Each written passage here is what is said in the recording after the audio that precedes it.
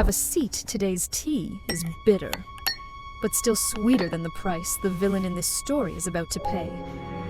May's red ledger has just turned to a new page. Are you ready to claim justice with Reddit revenge tales? 90 days after my wedding, I was crouched behind my front door, with my phone shaking in my hand, because the big man of the South Side was outside slamming his fist on the wood and shouting my name as I owed him. My screen lit up. Where are you at, babe? If he touches you, I'll handle it. My husband stood in the hallway, pale and silent, gripping the deadbolt. He wasn't a bad husband, but I got so desperate to feel seen that I let the wrong kind of attention find me right at our doorstep. I have to start with who I was before Ross, my husband, because this did not begin with a bar. It began long before a wedding. I'm Haley McKella, 30, living in the kind of American neighborhood where everyone has a car, and everyone notices when yours stays parked too long. I do not have parents to call. I cut ties with my aunt after I finished paying back what she called my debt for raising me, so there is no family couch waiting for me. Since 16, I learned to survive by working whatever shifts I could stack, and by staying quiet so I would not be a problem.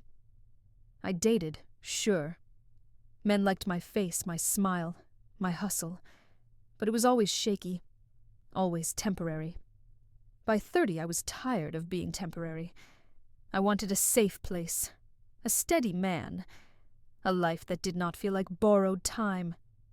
That is exactly what Ross looked like, and I went to him because he felt safe, and I was tired of doing life alone, and I had no idea what that kind of shelter could cost. That word shelter stayed in my mouth after I met Ross, because back then it sounded like a blessing, not a trap. It was early evening, a regular weeknight in a small, quiet restaurant near where I lived.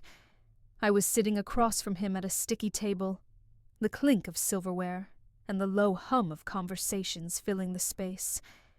And he was asking me real questions, not the usual flirt stuff.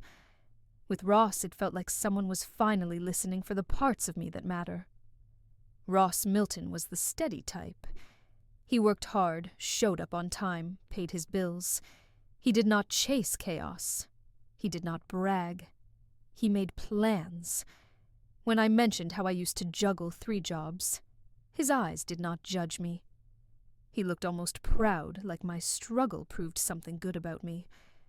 When he said, "I want to build a life with you," I believed him because he sounded like a man who builds, not a man who burns. I said yes fast and called it being grown. The truth is, I was starving for stability, and Ross served it warm. I did not notice at first how closely he watched the check when it came. I still remember him watching the check at that restaurant, like numbers mattered more than the mood. A month after we got married, we were in our apartment on a quiet Sunday morning, sitting at the small kitchen table with a mug between my hands. Ross had his laptop open, the blue glow on his face, and a neat stack of receipts lined up like evidence. The faucet dripped once in a while, loud in the silence. He said, "I want us to be solid. I want us to be smart." Then he started talking about budgets the way some people talk about vows. Grocery, gas, savings.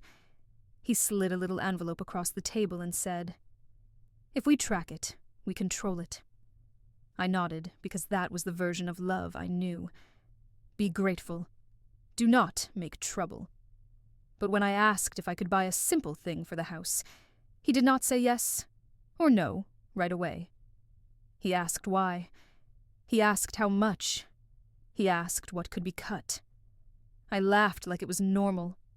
Inside, something tight in my chest stayed tight, and that was the first time I realized I had married a man who needed proof. That feeling in my chest followed me all week, even when Ross was being sweet in the practical way he always was. The next Friday night, we were on the couch with a blanket over our legs, the TV murmuring low, and my phone glowing in my palm. I had found a used sewing machine online. Nothing fancy, just something to practice on. The listing showed it sitting on a garage floor. Dusty, but solid, like it had a second life left. I turned the screen toward Ross and said I really want this. It would help me get better. He did not look at the machine first. He looked at the price. Then he looked at me. He asked, "Do you need it right now?" He asked, "Why can you not use the school machines?" He asked, "How often will you actually sew?" Each question landed like a small slap, not loud, but sharp. I tried to explain. I tried to sound reasonable. He kept counting. Finally, he said, "Let's wait until next month. I want to see how serious you are." I stared at the listing, then tapped delete. The screen went dark and my throat got hot. I did not argue. I just learned something. I learned that wanting could feel like begging, and begging makes you quiet. After I deleted that sewing machine listing, I felt smaller than the screen in my hand. So I grabbed the one thing I could still choose, and I enrolled in a sewing program at the local community college. It was a weeknight late enough that the parking lot lights made everything look pale. I sat in my car for a minute, with my palms on the steering wheel, listening to the faint buzz of those lights and the distant slam of a trunk somewhere. Ross had paid the tuition without blinking. He said, "I want you to have skills." I thanked him like he had handed me freedom, not realizing how easily help can turn into leverage. Inside the classroom smelled like fabric and warm motors. The machines hummed in a steady rhythm. I sat at a long table with women who looked tired in the same way I did. We talked about hems and measurements, but it felt like we were really talking about starting over. When class ended, one of the women smiled and said, "We usually grab food after. You should come." And I heard myself say yes. I told myself it was just food, just a normal little life moment. After class, we ended up at a small taco place near the strip mall. Bright lights, plastic booths, salsa cups, sweating on the table. I slid into the seat with my classmates still smelling like fabric and machine oil, and for the first time in weeks, I did not feel watched. I set my phone face down without thinking, not because I was hiding, because I wanted 1 hour where I did not have to explain myself. Then my watch tapped my wrist. Once. Then again. I flipped my phone over and saw Ross's name stacked on the screen call after call. No noise, just that quiet pressure building like a hand on my throat. A woman across from me asked, "How is married life?" And I gave the safe answer. He's responsible. He takes care of things. I did not say the part where everything in my life needs approval. I checked the latest message. "Haley, I need you home." Not a question. A demand. My thumb hovered. Then I slid notifications off and tucked the phone into my bag. The table got quieter in my head. And that was the night someone smiled and said, "Next time we should go somewhere more fun." Somewhere more fun sounded harmless. When my classmates said it like we were just trying on a different version of ourselves for an hour. By Saturday night, we were at a small neighborhood bar, off a busy road, neon buzzing in the window, and ice clinking in plastic cups. I sat near the end of the booth, with my hands wrapped around a soda, laughing a little too loud because it felt good not to be measured. Then the door swung open, and the room shifted. Bob Robert walked in like he owned the air. People nodded at him without thinking. He cursed at the bartender, snapped his fingers for service, then smiled like it was charming.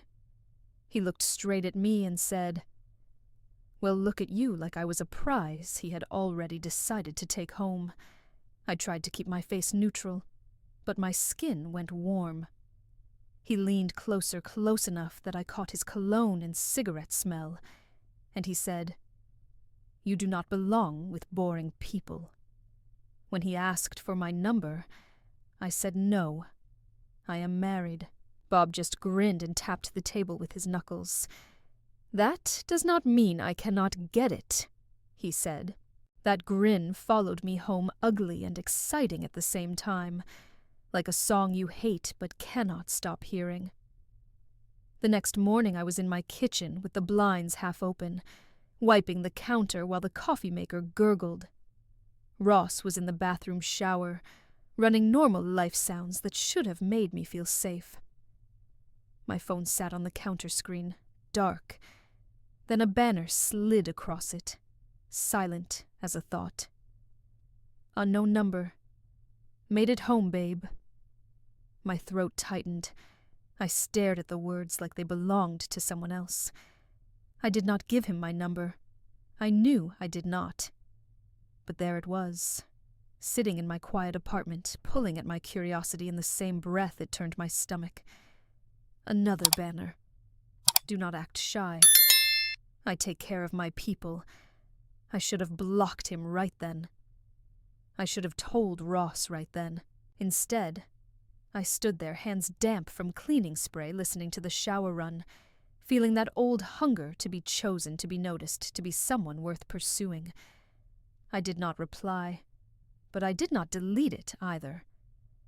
Then a third message arrived, and my fingers went cold.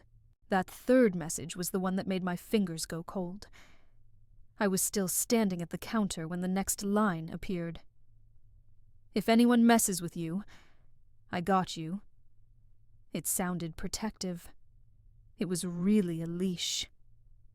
Ross came out of the bathroom with his hair damp, rubbing his eyes like a man who had nothing to hide. He kissed my cheek, then his gaze dropped to my phone because the screen was still awake. "Who is texting you this early?" He asked casual. At first, like it did not matter. I swallowed and said, "It is just someone from class." The lie came out too smooth. Ross held his hand out anyway.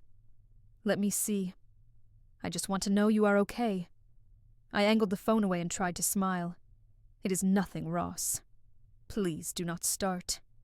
His jaw tightened, not angry yet, but alert.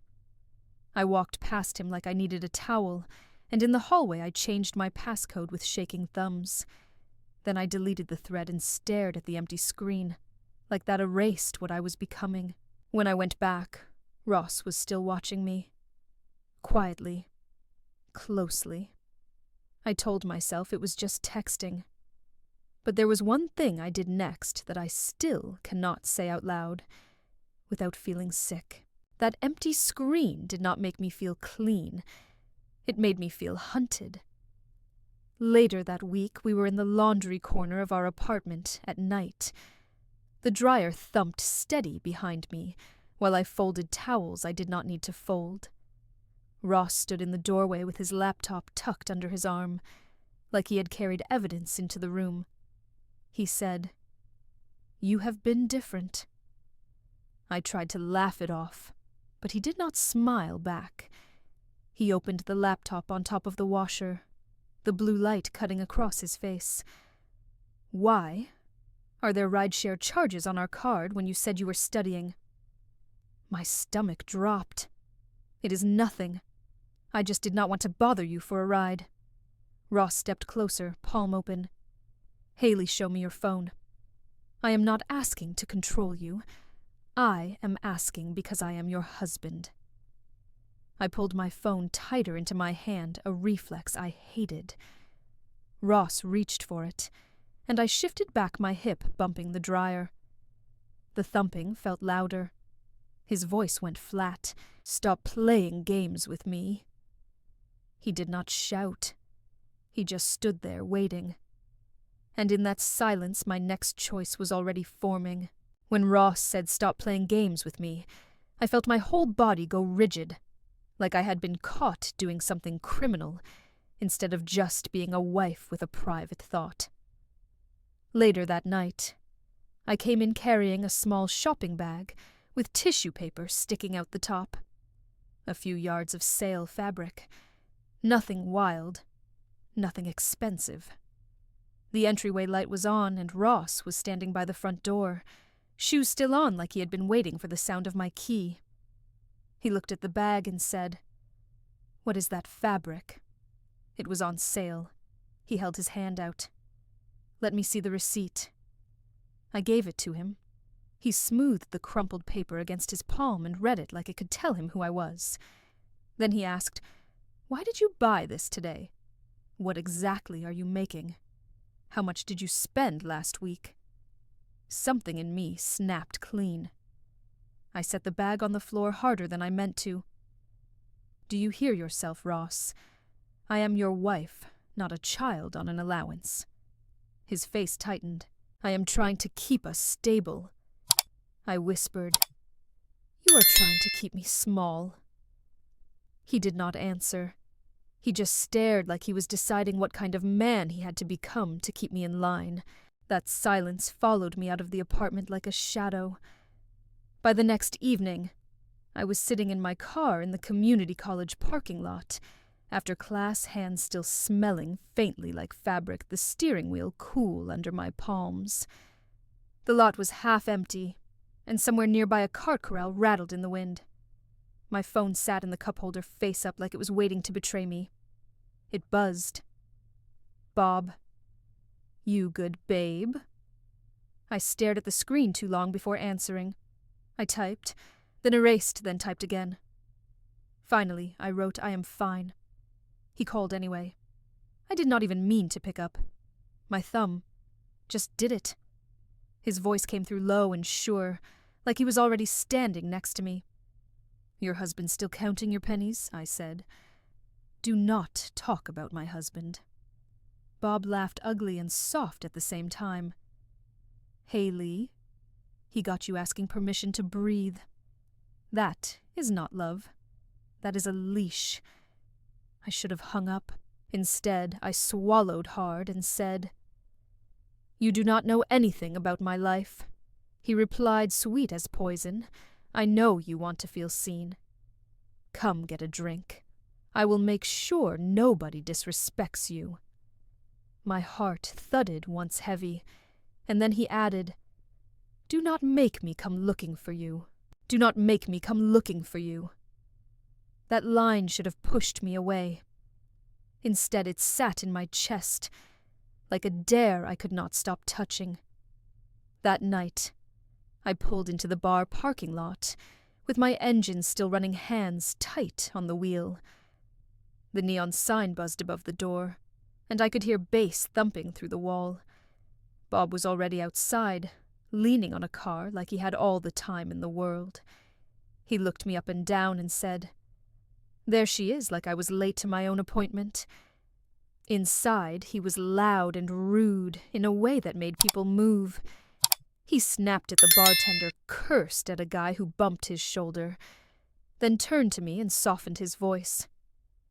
"You hungry, babe? You look tired." He slid a cold soda toward me like it was a gift, and when I said I did not drink, he smirked. "Good. Keep your head clear." Then he reached under the table and gripped my wrist. Not gentle, not painful, just claiming. "Nobody talks over you when you are with me," he said. My skin went hot. I hated that it worked, and I did not notice how small the room suddenly felt until he added, "Now sit close."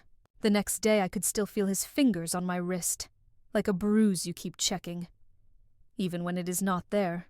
Later, that week after class, I met him outside in a quiet corner of the parking lot, near the trash cans, where the air smelled like old fries.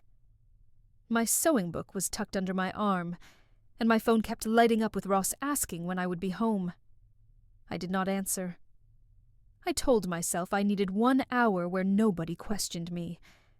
Bob asked, "So what do you want?" "Haley." When I mentioned the used sewing machine, I said it like a joke, like I did not care. He reached into his pocket and pulled out a thick roll of crumpled cash, the bills folded and soft from being handled too much. "Buy it," he said. I stepped back. "No, I cannot take that." He laughed sharp and mean, then took one step forward and shoved the money into my jacket pocket. I grabbed his hand to stop him, and he leaned in close, smiling, like we were flirting. "Do not make me repeat myself," he whispered. "And do not tell your husband. You tell me." I drove home with that cash burning against my ribs, and a new kind of fear settling in. That cash burned against my ribs all the way home. By midnight I was in our apartment bathroom with the door locked, sitting on the edge of the tub, while the vent fan whined overhead. Ross was in the living room, the TV low, waiting for me to come out and act normal. My jacket lay across my lap, heavy in the pocket. I slid the bills into an old makeup bag and shoved it under the sink behind cleaning bottles, like I could hide the choice I had just made. I started building a second life out of tiny lies. I told Ross I had a study group. I deleted rides. I turned my location off. I saved Bob's number under a woman's name from class. Every move felt practical, like I was just avoiding a fight, but it was more than that. It was practice at betrayal. When I finally walked out, Ross looked up from the couch and said, "How was class?" My voice went bright and fake. "Good, just tired." He nodded, but his eyes stayed on my hands like he could see the dirt under my nails. A moment later, my watch tapped my wrist, once soft and private. I did not even look. I already knew who it was. That quiet tap on my wrist made my stomach turn, and Ross noticed the shift in my face even when I tried to hide it. By Thursday night, we were in our bedroom with the closet door half open, and a pile of clean clothes on the chair. Ross stood near the dresser, not blocking me, but not giving me space either. He held his phone up and said, "Your class ends at 9. Why do you keep coming home after 10? I said the first thing that came to mind. "We stay late sometimes." Ross shook his head once. "Haley, the building, closes at 9:30. I checked. He took a breath like he was trying not to become someone he hated. Then he held his hand out, palm up. "Give me your phone. Right now." My chest tightened. I grabbed it first and pressed it to my stomach. Ross did not touch me. He just stepped close enough that I could feel the heat of him. "If you lie to me one more time," he said, steady and clear, "this marriage is over." His voice did not crack. Mine did. And I knew I was about to test him. After Ross said the marriage would be over, I did not confess. I defended. The next morning we were in our bedroom, early light leaking through the blinds, and Ross sat on the edge of the bed tying his work boots. I stood by the dresser with my phone in my hand, pretending it was just a phone and not a locked door between us. The air felt tight, and the only sound was the soft rip of Velcro. Ross looked up and said, "Haley, I am begging you. Tell me the truth." I let out a breath like I was the one being hurt. "You are always interrogating me," I said. "You track the money, you track my time, and now you want to track my phone. I cannot breathe in my own house." His face flickered like a man replaying every moment, trying to see if he caused this. That is what control does. It makes you feel crazy, and then you apologize for noticing. Ross's voice went quieter. "So I am the problem."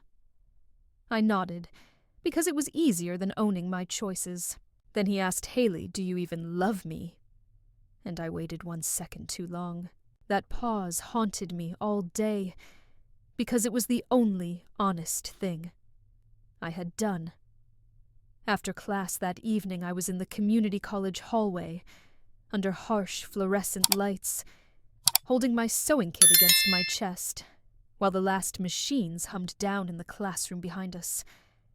I was walking toward the exit when a woman from my class caught my elbow and guided me a few steps away from the door, away from the others.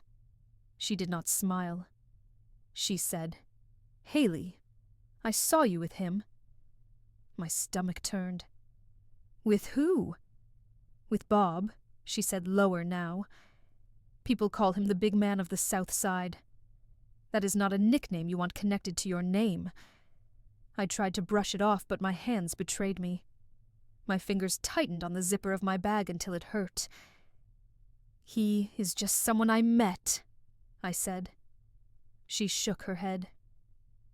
"He does not do just. He does control. In the parking lot, I sat in my car with the engine off and typed, 'Do not contact me again.' I stared at it, then hit send. His reply came fast. 'Do not tell me what to do. Be here tonight or I come to you.' The next time my phone lit up, I didn't read the message. I checked the door lock first. 'Be here tonight or I come to you.' His message sat on my screen like a threat, pretending to be an invitation. That night in our apartment, I lied with my back to Ross, while he rinsed dishes at the sink, water running steady like it could wash my guilt off. 'We have a study group,' I said. 'I will be a little late.' Ross did not look up. 'Text me when you are leaving.' Calm, controlled. In the bathroom, I stared at myself for a second too long, then shoved my phone deep into my bag like I could bury the decision. Outside, the air was cold, and the rideshare car smelled like pine freshener. My knee bounced the whole ride. At the bar, Bob was waiting near the door. He hooked an arm around my shoulders the moment he saw me and pulled me in close, hard enough that my breath caught. He grinned and said loud enough for people to hear, "That's my girl." My face burned, but I did not step away. When I finally checked my phone, I did not see a new text. I saw a row of missed calls from Ross lining the screen like a warning I kept refusing to read. Ross's name kept stacking on my screen call after call, while I sat in that booth with Bob. The bar was darker now, bass thumping through the table. My soda cup left wet rings on the napkin, and my hands would not stop moving. "I need to answer," I said, trying to keep my voice calm. Bob's hand shot out. He grabbed my phone off the table before I could blink. I reached for it, and he pulled it just out of my range with a smirk. Then he answered. Not quietly. Not respectfully. Like it was funny.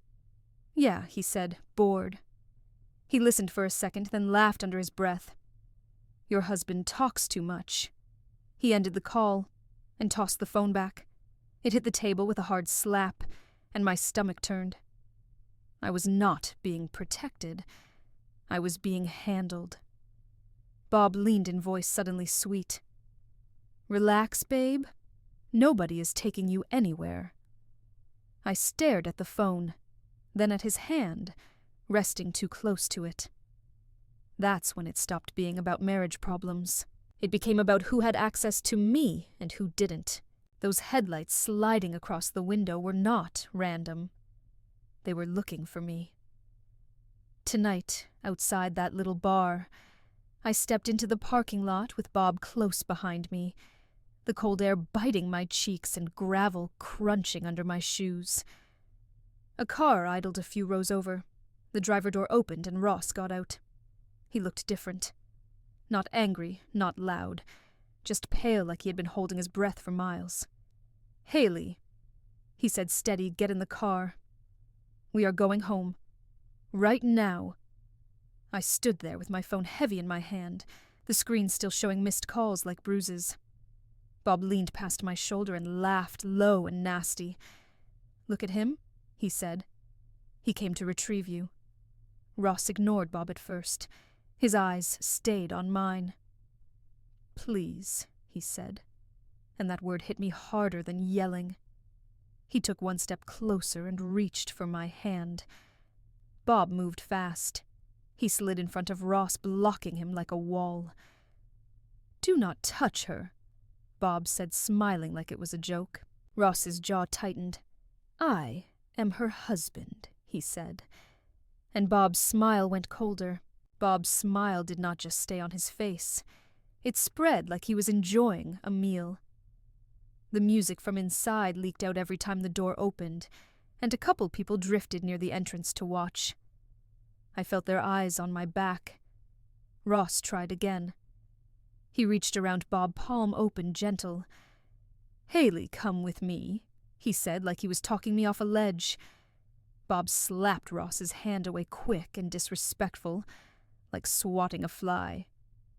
I said, "Do not touch her," he snapped.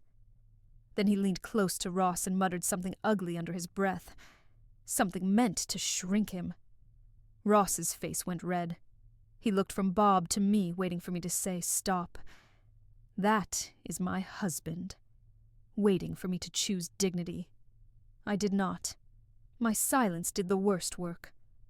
Ross stepped back like he finally understood there was no help coming from me.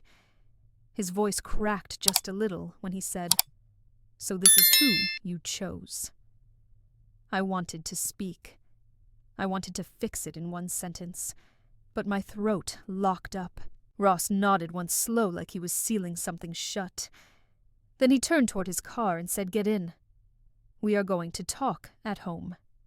And I followed, knowing the real damage was about to show. The ride home was dead quiet. No music, no talking, just air you could choke on. Ross kept both hands on the wheel. Knuckles wiped the radio off. The blinker kept clicking, and it was the only sound in the car besides my breathing. When we got inside our apartment, he did not yell. He did not pace. He just went straight to the kitchen and set my phone on the counter between us, like it was a weapon. I reached for it. He covered it with his palm. "Haley," he said quiet, "unlock it." My throat went dry. I tried to bargain with a laugh that sounded wrong. "Ross, please, we can talk without this." He stared at me like he was watching a stranger. "If it is nothing, you would not be shaking." I typed the code. His thumb scrolled. One thread, one name, one sentence that did not belong in a marriage. "Where you at, babe? If he touches you, I'll handle it." Ross inhaled like it hurt. He looked up and asked clear as day, "How long has this been going on?" I opened my mouth to explain, to blame, to soften it. All I said was, "I'm sorry." Then the phone started ringing, and it was not Ross calling. That ringing did not stop. It kept vibrating on the counter while Ross held it in his hand, watching the screen like it might bite. We were standing in the kitchen, just the two of us. The overhead light harsh, the refrigerator humming steady, and my heart beating so loud I could hear it in my ears. Ross said, "Do not answer." His voice was controlled, but his eyes were wild. Before the call could go to voicemail, headlights swept across our living room wall through the blinds. A car door slammed outside. The sound was sharp, final, like a stamp. Then came the pounding. Not a polite knock. A fist hitting wood again and again, making the door shudder in its frame. A man's voice followed loud and filthy, calling my name like I owed him. Ross moved fast. He crossed the living room in 3 steps, turned the deadbolt, then slid the chain into place with a hard metal click. He pulled the curtain back just enough to look, then dropped it like it burned him. He came back to me and said, "Haley, get behind me." The pounding got heavier. The doorknob rattled once, and Ross's thumb hovered over his phone screen right above 911. Ross's thumb hovered over 911, and the doorknob rattled again like someone was testing how scared we were. It was late at night in our living room, with me pressed behind Ross's shoulder and my phone cold in my palm. The chain lock was the only thing between our marriage and the man outside. Ross finally hit call. He kept his voice low, controlled, like he was trying not to wake the whole building. "There's a man at my door. He's threatening my wife." He won't leave. Outside, Bob's voice rose and fell rough and filthy, the kind of talk that makes your stomach turn, even when you cannot catch every word. Then the lights came. Red and blue spilled through the blinds, painting the wall in slow pulses. The pounding stopped. I heard a police radio crackle, and a firm voice said, "Step back from the door." Bob laughed once loud like rules were for other people. Ross stood in front of me anyway, one hand on the deadbolt, the other shaking just a little. A moment later, Bob's footsteps moved off the porch. Before his car door slammed, he shouted. This ain't over like he was promising me something. After the red and blue lights faded, the apartment felt too quiet, like the walls were listening. By morning, Ross and I were sitting in his car, outside a small building with a leasing sign, the engine ticking softly as it cooled. He stared through the windshield for a long time before he finally spoke. "We cannot live together right now," he said. Not angry, tired, like he had carried me all the way home and finally set me down. I started to say I was sorry, but he cut it off with a small shake of his head. "Haley, that man came to our door. I will not wait for the next time." He reached into the console and pulled out a key ring. 2 plain keys. Nothing romantic about them. Just survival. Inside the unit, it was a tiny studio that smelled like fresh paint and new carpet. Our footsteps sounded too loud on the bare floor. Ross set my suitcase down near the wall and slid the keys into my hand. "I signed a 1-year lease," he said. "You will be safe here. After a year, you will handle it yourself." He did not hug me. He just left, and the click of that door felt like the start of a different life. The door clicking shut behind Ross stuck with me. I could still hear it when I tried to sleep. By the following Monday, I was sitting alone at the little counter in my new place laptop, open a cheap desk lamp buzzing softly. My school portal was already pulled up because I needed one normal thing to cling to. Then the bill hit my inbox.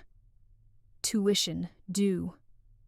A number that looked small to other people, and enormous to a woman starting over with nothing. I stared at it until my eyes watered. Then I called Ross. He answered on the second ring like he had been expecting it. "I cannot keep paying for school," he said, calm and flat. "We are separated, Haley. I am done funding the life that brought that man to my door. Ross, I just need this semester," I said, and hated how small my voice sounded. He exhaled. "I already did more than most men would. I gave you a roof for a year. Do not ask me for anything else." When the call ended, my hand shook as I opened the financial aid page. I filled out forms, copied numbers, and then pulled up a job app. I accepted the first extra shift I could get, because pride does not keep the lights on. When I closed the laptop, a new message preview was waiting on my lock screen. I did not open it. That message preview was Bob casual, like he never kicked in my life at all. I did not reply. I kept working, kept studying, kept pretending the past could be outworked. 1 year later, on the last month of Ross's lease, I stood at the community mailbox with a stack of envelopes in my hand. The metal door squealed when I shut it. My rent notice was on top, plain and cold. New amount, new due date, no cushion, no Ross. I walked back to my unit with my keys threaded between my fingers like a habit I hated. Inside, the place felt smaller than it used to. I could hear my upstairs neighbor's TV through the ceiling. I could hear my own breathing. People still talked. Not to my face. Around me. You can feel it in the way the cashier goes quiet, in the way a classmate suddenly remembers she has to go. My name got dragged through rooms I never entered. I unlocked my phone to check my bank balance. A message sat there. Already waiting like it had been sitting on my chest for hours. "Miss me, babe?" I blocked the number with one tap, then sat on the edge of my bed and realized something worse than being alone was coming next. When I blocked Bob's number, I sat there with my keys digging into my palm and the rent notice on my nightstand. The apartment was quiet in that lonely way that makes you hear every thought. I used to think the worst thing was being left. Now I know the worst thing is letting someone have access to you that you cannot take back. Here is what I learned the hard way. If you have to hide your phone to keep the peace, you already lost the peace. If love feels like permission slips and receipts, it is not care, it is control. And when a man calls himself protection, while he scares you, that is not romance. That is ownership. Wearing a sweet face. I also learned something about safety. The moment threats show up at your door, the story stops being about feelings. It becomes about survival. Lock the door. Get help. Tell the truth to someone safe. I cannot undo what I did to Ross. I can only live different now. If you saw yourself in me, comment. I get it. And choose. Do you want attention? Or do you want peace? All right. Let May be painfully clear. This wasn't a misunderstanding. This was a pattern. And it showed up fast. A stranger asked you something stupid at a bar, you said no, and Mark turned you from wife to suspect. That's red flag number 1, suspicion. Without proof. Then he started the classic toxic combo, moving the goalpost, demanding the truth after you already gave it, and treating your calm as evidence. That's not concern. That's control wearing a suit. And when someone blocks the exit, when your "I need air" becomes "Why are you running?" That's not love. That's a power test. The moment he rewrote the story, you pushed me, you escalated. That's gaslighting 1. Oh, 1. Not loud, not messy, just cold. Tidy cruelty. So here's your takeaway straight up. Your no is a full sentence. You don't audition for basic respect. You don't negotiate reality with someone who benefits from you doubting yourself. If you're hearing this and your stomach drops, trust that. Red flags don't get greener with time. To the villain of this story, karma doesn't need your permission. It just keeps receipts. And to you, sweetheart, this debt May clears it. But remember, these eyes are always watching. Don't let your name end up on May's blacklist next episode. Hit subscribe, because around here, justice doesn't show up late. It shows up ready. A final note from the library. While these stories find their roots in the halls of Reddit, they are artistically reimagined to speak to the heart. Any likeness to reality is mere coincidence. The emotions, however, are very real. Walk with empathy and let justice lead the way. Thank you for watching.